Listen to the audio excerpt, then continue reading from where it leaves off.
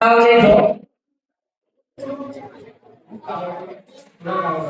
Number की, कितने number की है? प्रश्नावली प्रश्नावली एक को 3 नंबर की थी, प्रश्नावली दो कितने नंबर की है? 7 नंबर की है।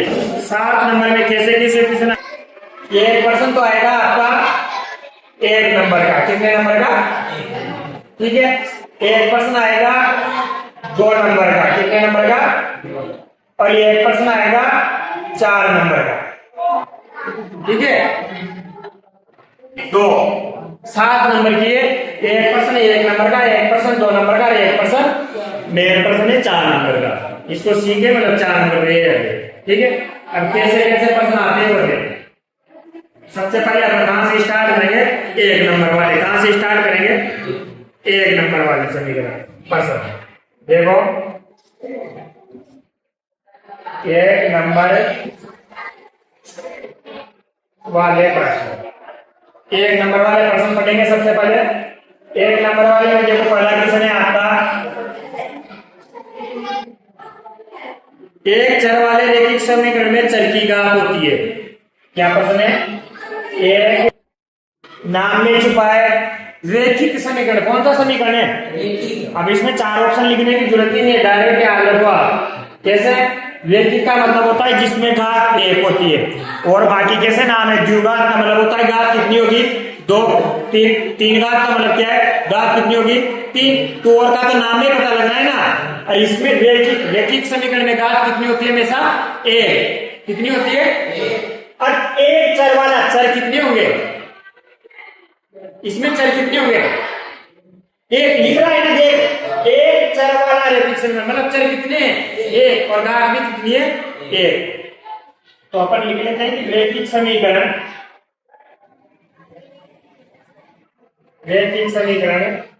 में चर की घात 1 होती है। कितनी होती है चर की घात? ये उत्तर हो गया इसी का। वैसे 4 ऑप्शन मिलेंगे आपको, 1 0 2 3। तो ऑप्शन लगाना है 1। ये तो हुआ 1 नंबर वाला। फिर और देखते हैं 1 नंबर वाले और क्या आ सकते हैं। रैखिक समीकरण की बात आ जाए तो घात कितनी होगी? याद रखना अब ये। और अगर मान लो फिर लिखा हो द्विघात समीकरण तो घात कितनी होगी? 2। त्रिघात समीकरण घात कितनी होगी? 3। तो बस इसका याद रखना है आपको, रैखिक का। और तो बाकी नाम से पता लगना है 2 घात 3 घात।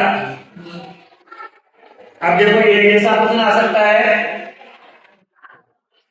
या तो नहीं है आ सकता है, या आ सकता है। या तो नहीं है या है। तो देखो आपको ये पता होना चाहिए कि कौन रैखिक समीकरण है कौन नहीं है। देखो पहला ऑप्शन दे रखा है जैसे 2x + 5 = 0, 2x + 5 = 0। ऑप्शन है आपका 3x + y = 7, 3x + y = 7। अगला ऑप्शन है आपका 4x - 7 = 5, 4x - 7 = 5। और द ऑप्शन है 3x + 7 = 10, 3x + 7 = 10। अब इसमें ये नहीं पूछा कि एक चर वाला रैखिक समीकरण है। क्या पूछा है आपसे? एक चर वाला रैखिक समीकरण नहीं है। तो बताओ कौन सा नहीं है? देखो 4 ऑप्शन। देखो एक चर वाला रैखिक समीकरण क्या होगा? जिसमें चर 1 होना चाहिए, मतलब एबीसीडी का अक्षर कितने होने चाहिए? 1। और घात भी कितनी होनी चाहिए? 1। तो यहाँ देखो क्या एबीसीडी का 1 ही आ रहा है 1। तो ये तो एक चर वाला रैखिक समीकरण है। यहाँ देखो तो कितने आगे? x और y 2 आगे। अरे एबीसीडी वाले अक्षरों को तो चर बोलते हैं ना। अरे गणित में है इनको तो अचर बोलते हैं। तो एबीसीडी के 2 अक्षर आ गए तो ये कौन सा समीकरण हो गया? 2 चर वाला रैखिक समीकरण। देखो 2 चर है ना इसमें, तो इसका नाम क्या गया? 2 चर वाला। और घात 1 ही है तो रैखिक समीकरण। घात 2 होती तो द्विघात समीकरण, 3 घात होती तो त्रिघात समीकरण। तो यहाँ x और y की घात कितनी है? 1। भाई जहां कोई भी घात नहीं लिखी होती इसका मतलब 1 घात है। तो ये घात देते कौन सा समीकरण है? 2 चर वाला। तो ये आपका क्या है? आंसर। क्योंकि उसने ये बोला था कि रैखिक समीकरण नहीं है, उसने नहीं बोला रैखिक समीकरण है। ये तीनों रैखिक है। देखो इसमें भी देखो एक ही में x आ रहा है, इसमें भी एक से 2 बार भी हो तब भी रैखिक ही होगा। वो तो एक्स ही है ना। जब एबीसीडी के दो अक्षर हो, जैसे एक्स हो वाई हो, एक्स हो जेड हो, पी हो क्यू हो, एबीसीडी के जब दो अक्षर होंगे तब रेखिक समीकरण नहीं होगा, मतलब दो चर वाला नहीं होगा, रेखिक तो होगा पर फिर दो चर वाला होगा, एक चर वाला नहीं होगा। एक चर वाला कब होगा? जब एक ही एबीसीडी का अक्षर है। तो अगर आपसे प्रश्न बोला जाता है कि निम्न में से रेखिक समीकरण है, तो आपको क्या ढूंढना है? एक एबीसीडी का एक अक्षर जिसमें मिल जाए उसको आंसर करना है। और वो बोले नहीं है, तो जिसमें एक से ज्यादा है वो नहीं है, तीन भी हो सकते हैं। मानो मैं ऐसे क्वेश्चन नहीं लिखा रहा, डायरेक्ट लिखा रहा हूं। एक चर वाले रेखिक समीकरण का व्यापक रूप, कौन सा रूप? व्यापक। तो कैसा होगा? अगर आपसे डायरेक्ट पूछ ले एक चर वाले रेखिक समीकरण का व्यापक रूप, तो भाई इसमें ऐसा होगा कि यहाँ कोई संख्या होगी, ये क्या है? कोई संख्या गिनती का, फिर ये क्या होगा? एक्स होगा, फिर कोई गिनती का अंक होगा, बराबर में क्या होगा? जीरो। जरूरी नहीं जीरो को यहाँ साथ आ रहा है, पर ये देखो ये 5 इधर गया तो वापस एक जीरो बचा नहीं बचा, तो वो तो जीरो ही है, वहां जानबूझ के लिख रखा है उसने। तो एक चर वाले रेखिक समीकरण का व्यापक रूप कैसा होता है? ax + b = 0। यहाँ a और b चर नहीं है, a और b क्या है? गिनती के अंक 1 2 3 ये है। a और b का मतलब क्या है? यहाँ पर 1 2 3 केवल एक से चर है, जब तो एक चर वाला हुआ, नहीं तो वैसे तो एबीसीडी के 3 अक्षर है ना। कितने चर का हो गया? 3 चर का। पर यहाँ a और b को चर कभी नहीं बोलते, ज्यादातर चर किसको लेते हैं? एक्स वाई जेड को। ए और बी जहां भी आता है ना एबीसी, वो गिनती के अंक होते हैं 1 2 3 4, ठीक है।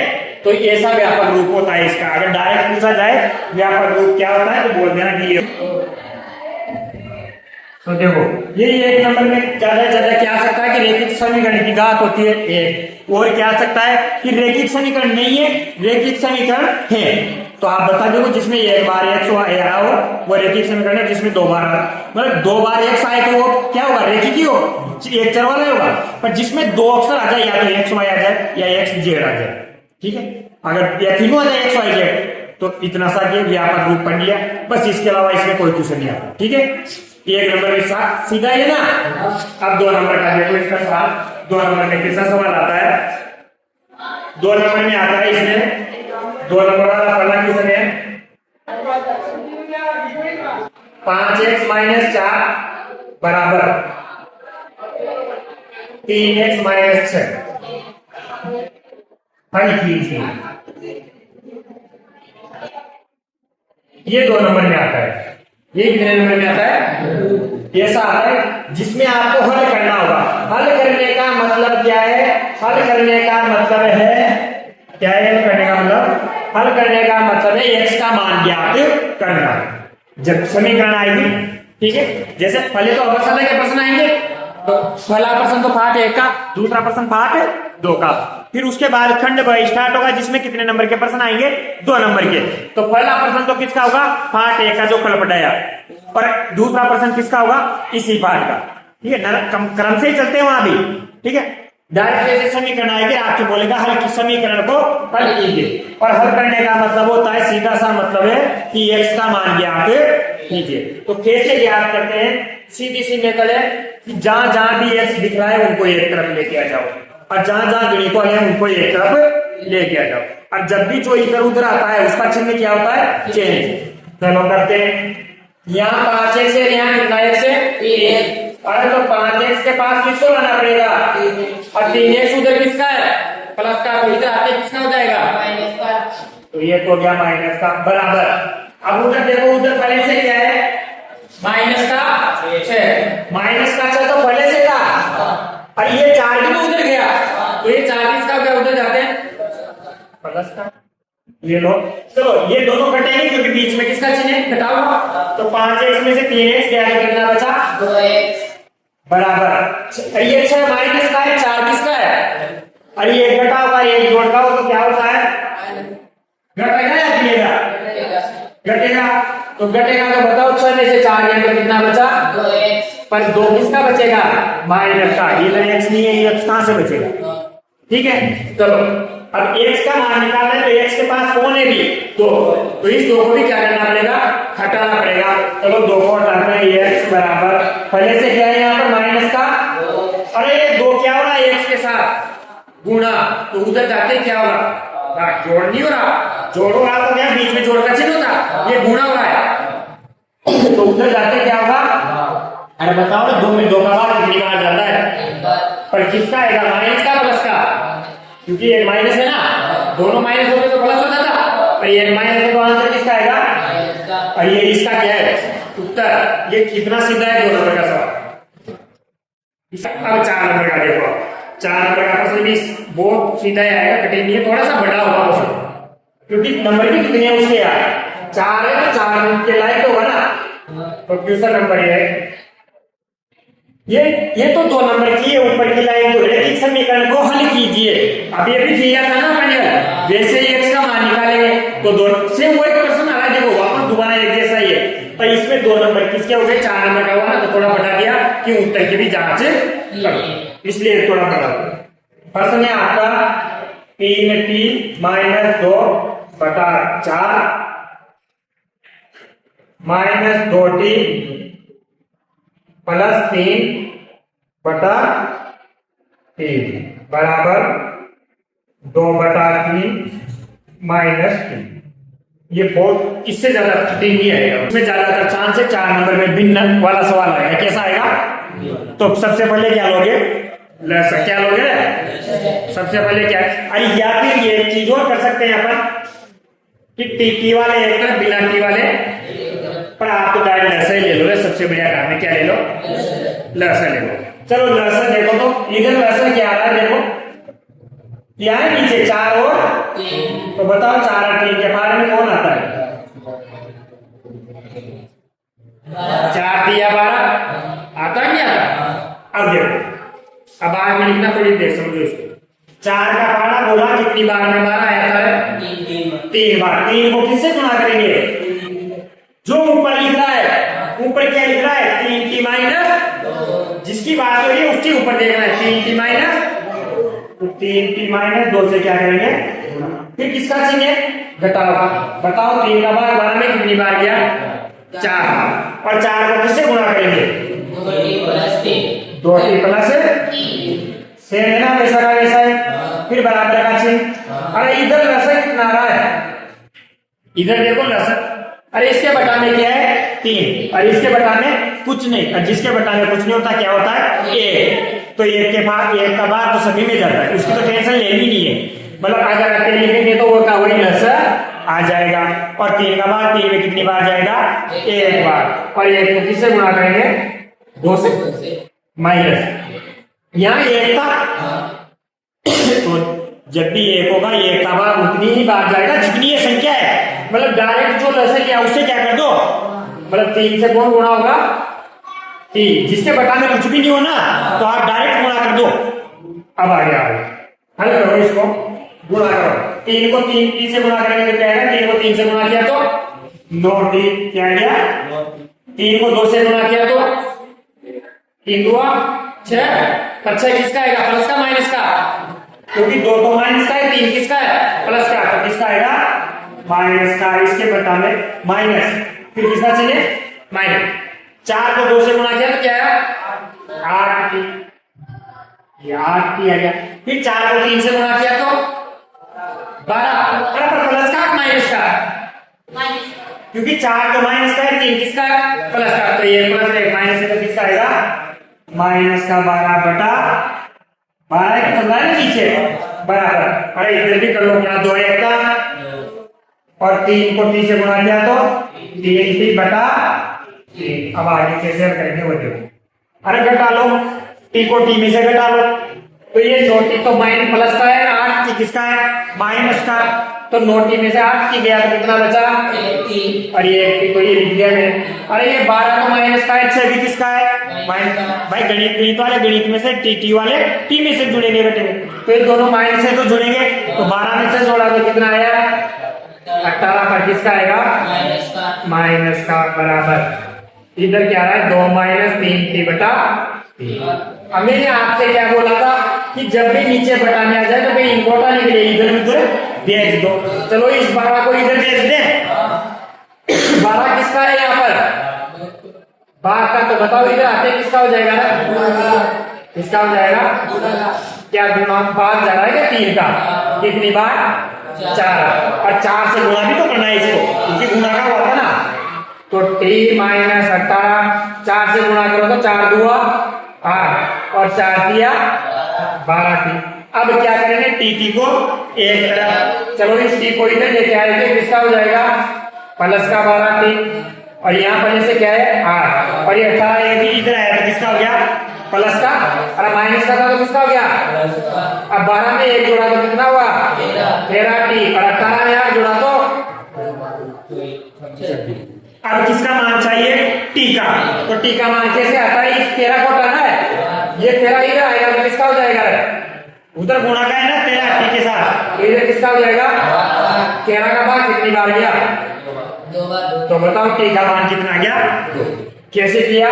सबसे पहले डी मिली तो लस ले लिया। क्या ले लिया? तो ये कोष्टक 2 संख्या थी तो गुणा कर दिया, टी को टी में घटा दिया या जोड़ दिया गणित वाले गणित में। फिर ये समीकरण बन गए, तो मुझे नीचे का हटाना है यार नहीं, तो नीचे का हटाना है, जो बड़ा वाला है ना उसको उधर दे दो, बड़े वाले को देना, छोटे वाले को नहीं देना, क्योंकि अपन 3 को इधर भेज दो तो पूरी बार नहीं कटता, फिर भी नीचे 4 आ जाता। तो हमेशा किसको भेजना है? बड़े वाले को, ताकि वो कट जाएगा, और फिर जो बचेगा वो क्या हो जाएगा? गुणा। और फिर टी टी एक तरफ, बिना टी एक तरफ, टी का मान आ गया। अभी ये पूरा सवाल अब करनी है उत्तर की जांच। जांच में कुछ नहीं करना भाई साहब, जो भी आपका आंसर आया है उस आंसर को इसमें रख दो। क्या कर दो?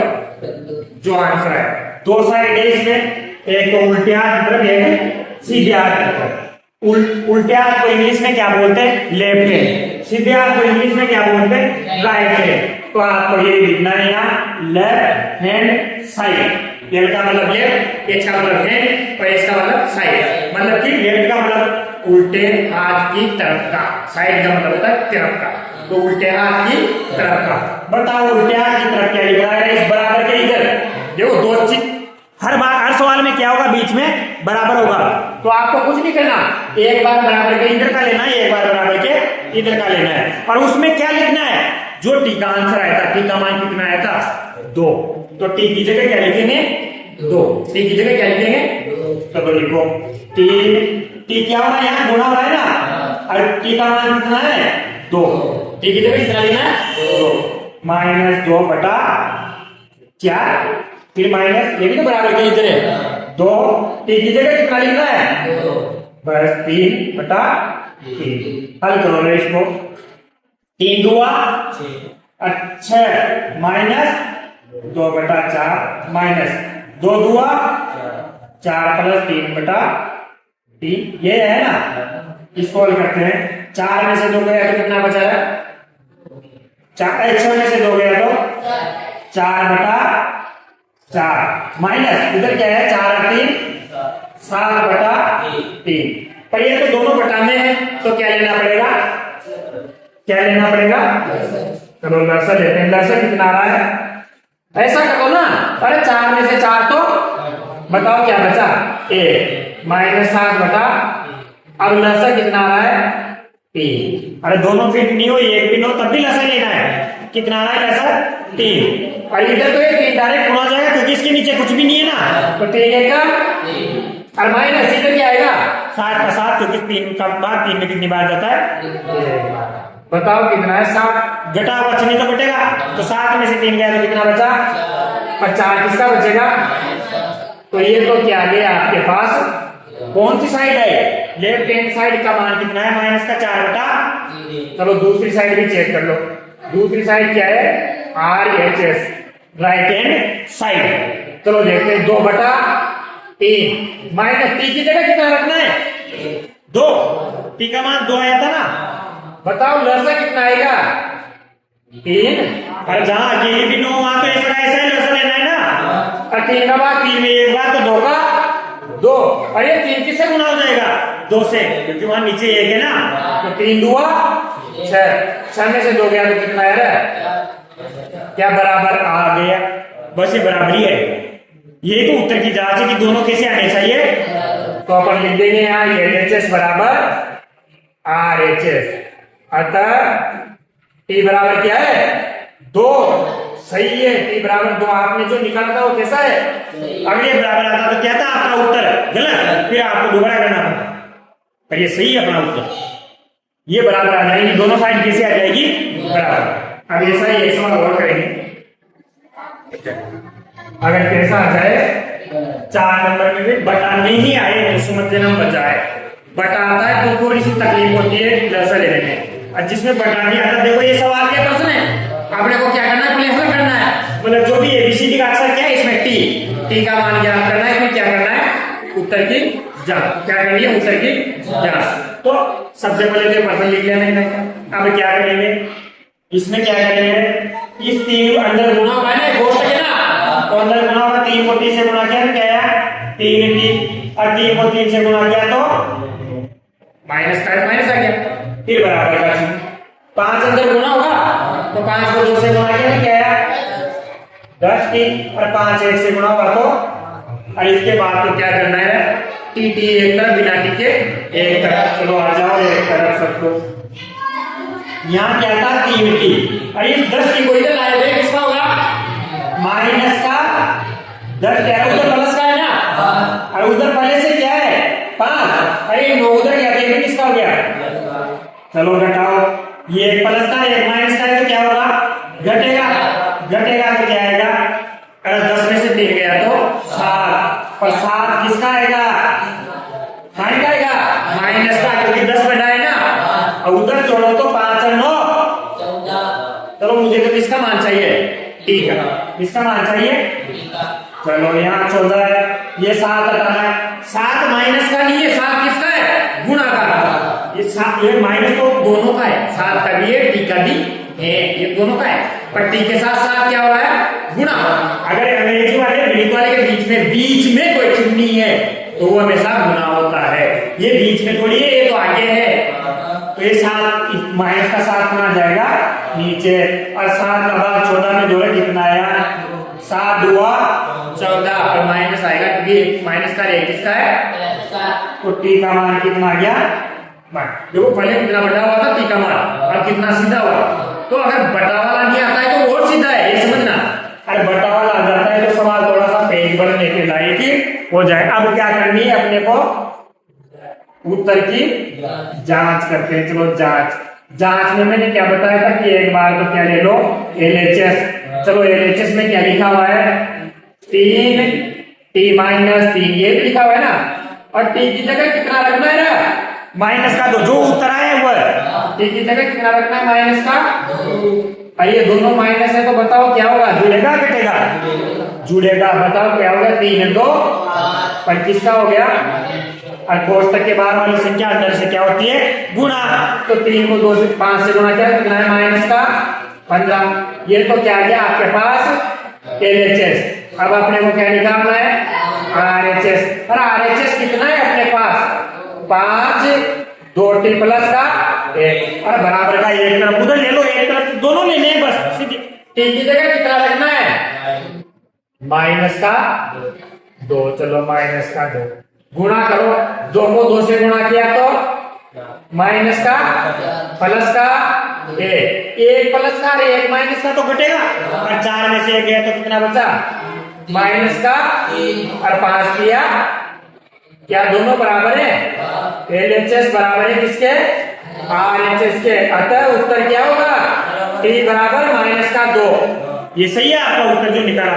बस ये 2 तरीके के सवाल 4 नंबर में आते हैं, या तो बटा वाला या बिना बटा वाला।